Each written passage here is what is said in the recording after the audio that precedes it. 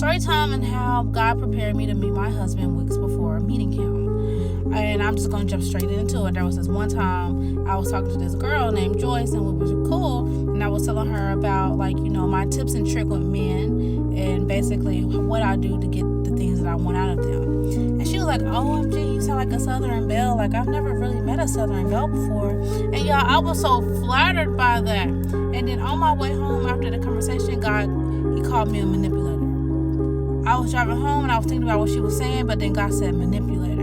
I was like, me? Manipulator? Like, I don't try to hurt nobody. You know, I just get what I want out of them, God. He was like, you still a manipulator? So I had to sit with that. And the next thing God convicted me about was me being too friendly with men. God told me plain as day, how I'm going to send you your husband, but you in everybody's face. Because at this point in my life, I was like, I'm not dating nobody. I'm just going to flirt with whoever because, you know, I'm single. God was like, you need to cut that out real quick.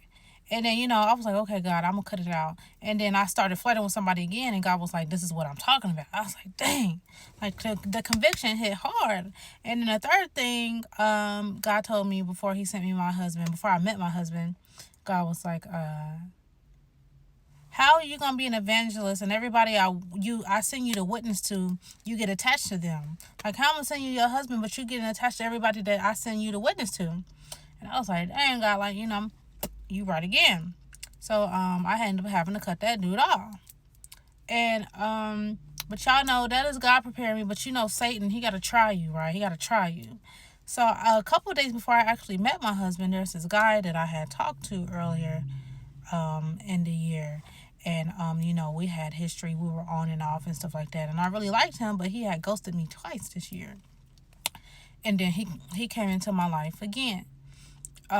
We quit talking July 31st, and around sometime in the middle of August, there goes my husband right there, I know what that's him. In the middle of August, he was texting me. He called me in the middle of the night. I didn't answer.